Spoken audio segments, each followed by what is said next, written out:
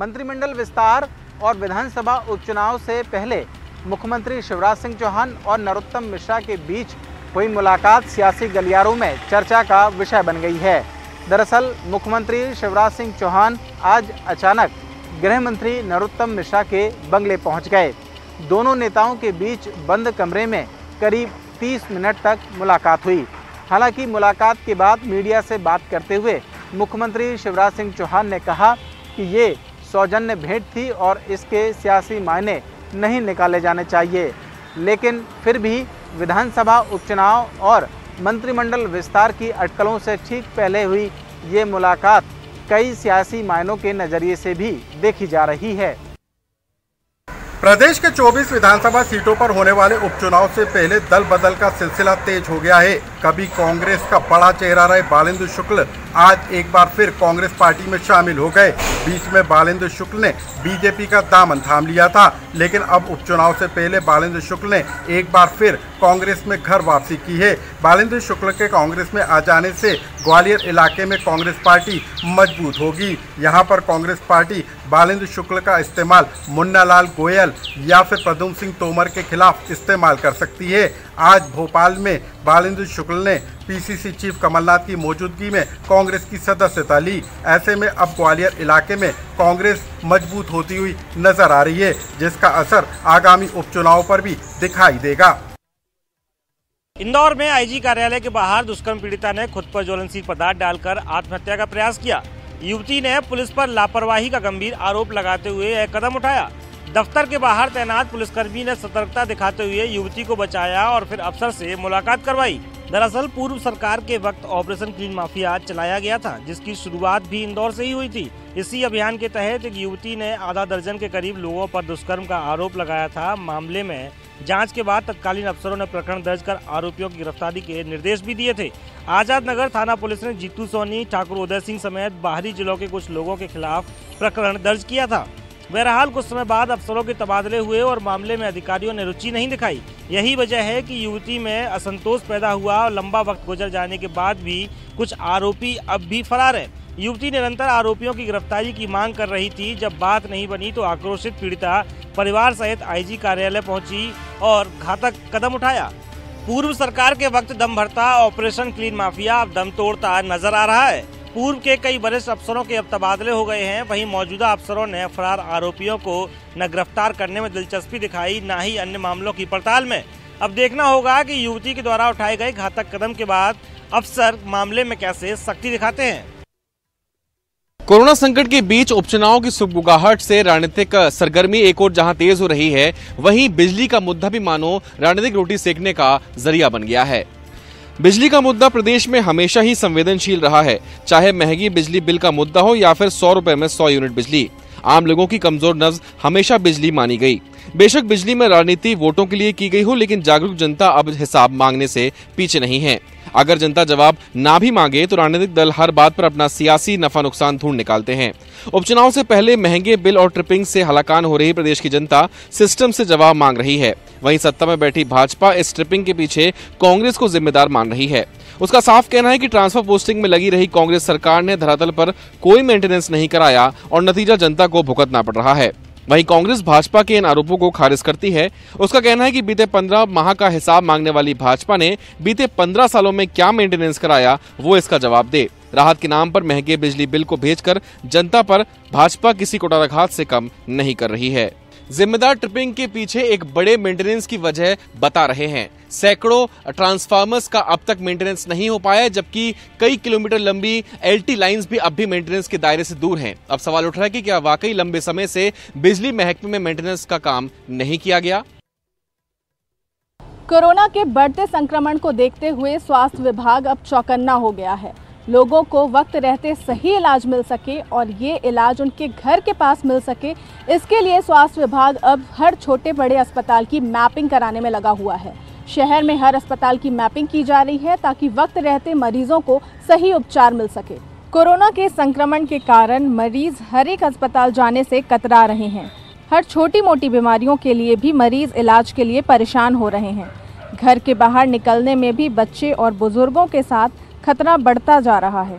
इस बात को ध्यान में रखकर स्वास्थ्य विभाग अब शहर की घनी आबादी में संचालित हो रहे छोटे अस्पतालों की व्यवस्थाएं दुरुस्त करने में जुटा है। एनएचएम के उप संचालक डॉक्टर पंकज शुक्ला ने बताया कि विभाग के अधिकारी यूपीएचसी, सिविल डिस्पेंसरी और संजीवनी क्लिनिक का निरीक्षण कर रहे हैं। इन संस्थाओं में ये देखा जा रहा है कि यहाँ फीवर क्लिनिक्स प्रोटोकॉल के अनुसार संचालित हो रहा है या नहीं। डॉक्टर शुक्ला के मुताबिक अब बारिश शुरू होने के बाद मौसमी बीमारियों के मरीज बढ़ते चले जाएंगे।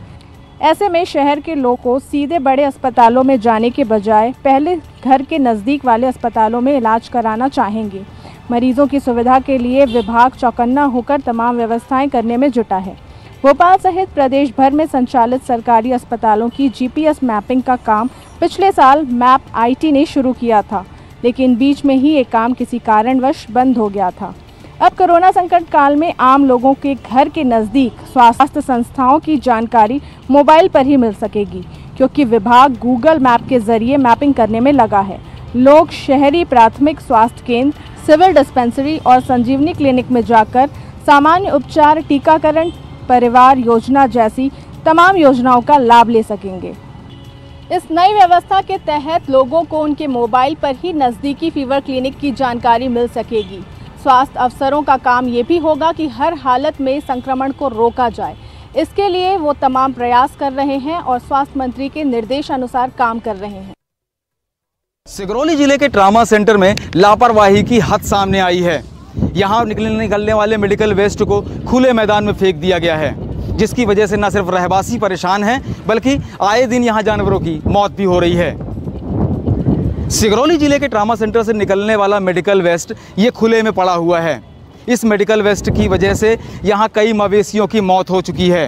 अभी भी इस मेडिकल वेस्ट के बीच में एक मवेशी पड़ा हुआ है और अस्पताल से प्रबंधन से जुड़े लोगों ने उसके ऊपर भी मेडिकल वेस्ट डाल दिया है। स्थानीय लोगों की माने तो ये जो जानवरों की मौत हो रही है, ये यही मेडिकल वेस्ट खाने की वजह से हो रही है। इसके अलावा स्थानीय लोग इस बात को लेकर के भी आशंकित हैं कि कहीं इस मेडिकल वेस्ट की वजह से उनकी सेहत को कोई नुकसान ना हो, उन्हें कोई बीमारी ना हो। कई घंटे बीत जाने के बाद भी इसमें भी किसी भी तरह से कोई कार्रवाई नहीं की गई है। यहाँ से निकलने वाला कचरा यूं ही बेतरतीब तरीके से यहाँ फेंक दिया गया है। पीपी किट जैसे दिखने वाले प्लास्टिक को देखकर यहाँ के जो स्थानीय रहवासी हैं, स्थानीय लोग हैं, वो खौफजदा हैं। सिर्फ दिखावे के लिए एक गड्ढा खोदा गया है और उसी गड्ढे में इस मेडिकल वेस्ट को डाला जाता है। इस मेडिकल वेस्ट से सटी हुई जो बाउंड्री है, बाउंड्री के ठीक बगल में स्थानीय रहवासी हैं, स्थानीय लोग रहते हैं, जिसको लेकर के वो काफ़ी आशंकित हैं। लगातार दुर्गंध से परेशान हैं और इन्फेक्शन के खतरे से लेकर के भी उनके मन में कई तरह की चिंताएँ हैं। अधिकारियों को इसकी बात की जानकारी है भी, लेकिन इसके बाद भी इस मामले में अभी तक किसी भी तरह से कोई ठोस पहल नहीं की गई है। हालांकि मुख्य चिकित्सा एवं स्वास्थ्य अधिकारी ने इस मामले में भरोसा दिलाया है कि जल्द ही इस मेडिकल वेस्ट को यहाँ से या तो हटाया जाएगा या तो इसको उचित प्रबंधन किया जाएगा। लेकिन ये किसकी लापरवाही से यहाँ कचरा इकट्ठा किया गया, ये बड़ा सवाल अब भी बाकी है। लॉकडाउन ने भगवान और श्रद्धालुओं के बीच की दूरियां जरूर बढ़ा दी है, लेकिन अब आगामी 15 जून से ये दूरियां खत्म होने जा रही है। जी हाँ, अगर महाकाल मंदिर समिति की माने तो बहुत जल्दी महाकाल मंदिर अपने श्रद्धालुओं के लिए खुल जाएगा। लेकिन अब दूर दूर से आने वाले श्रद्धालुओं के लिए नए नियम यहाँ पर लागू कर दिए गए हैं।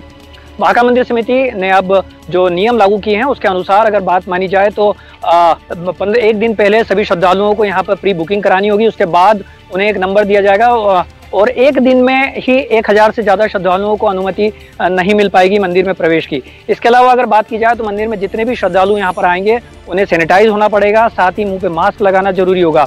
साथ ही अगर केंद्र सरकार की गाइडलाइन की बात की जाए तो ना मंदिर में आने वाले श्रद्धालु ना घंटी बजा पाएंगे, ना उन्हें प्रसाद मिलेगा। महाकाल मंदिर की जो समिति है उनका साफ तौर पर कहना है कि इसके लिए जो है सारी तैयारियां पूरी कर ली गई है और आने वाले 15 जून से ये मंदिर आम श्रद्धालुओं के लिए खोल दिया जाएगा। लेकिन अगर श्रद्धालु यहाँ पर आएंगे तो उनके लिए सारी व्यवस्थाएं फिलहाल अभी मंदिर समिति इसको जुटाने के लिए प्रतिबद्ध है और उनका साफ तौर पर यही कहना है कि जल्द से जल्द आने वाले श्रद्धालुओं के लिए मंदिर खोल दिया जाएगा। समय के बाद बाजारों में धीरे धीरे रौनक बढ़ने लगी है, जिंदगी सामान्य होने का नाम ले रही है, लेकिन बाजार में जो उम्मीद थी जिस प्रकार की व्यापार की वो दिखाई नहीं दे रहा है। बात करें मौसमी सीजन के फ्रूट आम की तो उसके भी हालात कुछ ऐसे ही हैं। मध्य प्रदेश की देसी आम की सबसे बड़ी मंडी अलीराजपुर में आम की आवक शुरू हो चुकी है, लेकिन इस बार आम की आवक जो आ रही है वो केवल 10% है। पिछले साल की तुलना में काफ़ी कमी दिख रही है। वहीं इस बार जो आम का भाव है काफ़ी ज़्यादा है। पिछली बार 10 से 12 रुपये प्रति किलो आम की जो था वो खरीदी हो रही थी, लेकिन इस बार 30 से 40 रुपये किलो खरीदी हो रही है। इसमें किसान को तो फ़ायदा है, लेकिन सबसे बड़ा नुकसान ये भी है कि आम कम हो चुका है और जिससे जो फ़ायदा दाम का जो मिलना था वो नहीं मिल पा रहा है। बात करें व्यापारी को, तो व्यापारियों का कहना है कि इस बार लॉकडाउन के चलते जो महाराष्ट्र, राजस्थान, गुजरात और अन्य प्रदेश से जो व्यापारी यहाँ आम खरीदने आते थे वो इस बार आ नहीं पा रहे हैं और केवल प्रदेश के लोकल व्यापारी यहाँ पर आ रहे हैं, जिससे जो दामों में बढ़ोतरी होती थी और जो व्यापारी जो खरीदी होती थी वो कम हो रही है। अब देखना ये होगा कि आने वाले समय जो सीजन बचा है आम की और कैसी आवक होती है और क्या दाम पड़ते हैं। अपने पोहा जलेबी के लिए इंदौर देश और दुनिया में प्रसिद्ध है, लेकिन पिछले 70 दिनों से लॉकडाउन के चलते स्वाद के शौकीनों को ना तो पोहा जलेबी मिल पा रही, ना कचौड़ी, समोसे, आलू बंडा का स्वाद वो ले पा रहे थे। लेकिन अब कुछ दिनों से इन सब चीज़ों की होम डिलीवरी शुरू हो गई है और अब कुछ 56 दुकान जो यहाँ का प्रसिद्ध मार्केट है वहाँ पर कुछ दुकानों को अनुमति मिली है, लेकिन सोशल डिस्टेंसिंग और पूरी सुरक्षा के साथ ये सब सामग्री यहाँ पर बनाई जा रही है, इनकी होम डिलीवरी की जा रही है। तो अब धीरे धीरे इंदौर के जिस तरह से हालात बदल रहे हैं और धीरे धीरे इंदौर को खोला जा रहा है, उसमें अब यहाँ के जो स्वाद के शौकीन हैं वो भी पोहा जलेबी और आलू बंडा और कचौरी का स्वाद लेंगे और उनके घर जाकर ये सप्लाई की जा रही है। गुंजन शर्मा जो 56 दुकान व्यापारी संघ के अध्यक्ष हैं, जी बताइए कितनी सप्लाई यहाँ पर अब हो रही है? सप्लाई तो अभी कम है बट ग्रेजुअली बढ़ेगा इसका उम्मीद है, पर फिर भी जो हमें उम्मीद थी उससे तो अच्छा है और डे बाय डे इंक्रीज़ हो रहा है। पोहा का एक अपना अलग स्वाद है जिसके लिए आदमी खींचे चले आता है और जो हमने स्टार्ट किया है वो पोहा जलेबी कचौरी समोसा से इसके लिए ही स्टार्ट किया है कि इंदौरी फूड है और सबसे पहले हमें ये सर्विंग करना है। पोहा जलेबी और समोसा कचौरी के बिना इंदौरी रह ही नहीं सकते। जी, तो इसके लिए हम भी नहीं रह सकते थे। इसके लिए हमने जो शुरुआत किया सबसे पहले पोहा कचौरी से ही शुरू किया। अदरवाइज़ हमारा मेनू तो काफ़ी बड़ा है, बट हम लोग सुबह सुबह की कचौरी समोसे का नाश्ता और पोहा जलेबी का नाश्ता हो जाए उतना तक अभी हमारा ध्यान केंद्रित है। अच्छा, पहले लॉकडाउन के पहले और लॉकडाउन के बाद अब जब आपने दुकान खोली है तो कितनी सप्लाई और डिमांड है? पहले कितनी थी, अब कितनी है? सर बहुत फ़र्क है। मतलब ऑनलाइन में तो एक्चुअल पोहा का एक रंगत है कि आदमी वहीं खड़े होकर खाता है, पर अभी एक कोरोना काल है उसमें आदमी घर बुला के खाएगा, तो मैं समझता हूँ कि अब तो उसका 5% होगा। तो देखिए, जो पहले डिलीवरी थी आमतौर पर उस जो लॉकडाउन के पहले थी उससे अभी जो मामला है वो 5% पर पहुंच गया है और जो दुकानें हैं वो अभी हालांकि बंद हैं, सिर्फ होम डिलीवरी की जा रही, लेकिन व्यापारियों को उम्मीद है कि जल्द लॉकडाउन खुलेगा और लोग फिर भीड़ लगाकर दुकानों पर पोहा जलेबी खा पाएंगे। लेकिन ऐसा तभी हो पाएगा जब वो सोशल डिस्टेंसिंग का पालन करेंगे और जो कोरोना का प्रोटोकॉल है उसका पालन वो करेंगे।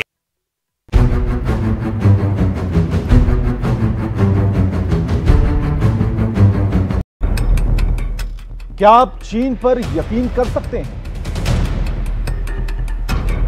क्या आप चीनी सामान का बहिष्कार करेंगे? आप ट्रंप और जिनपिंग में किस पर करेंगे भरोसा? देश की 13 भाषाओं में ऑनलाइन सर्वे। देखिए क्या है चीन पर जनता का मूड। आज रात 8:30 बजे।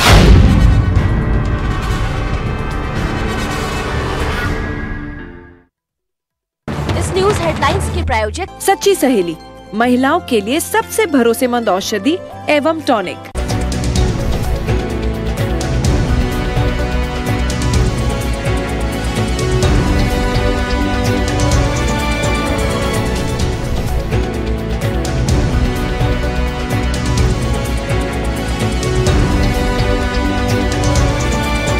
इस न्यूज हेडलाइंस के प्रायोजक सच्ची सहेली, महिलाओं के लिए सबसे भरोसेमंद औषधि एवं टॉनिक।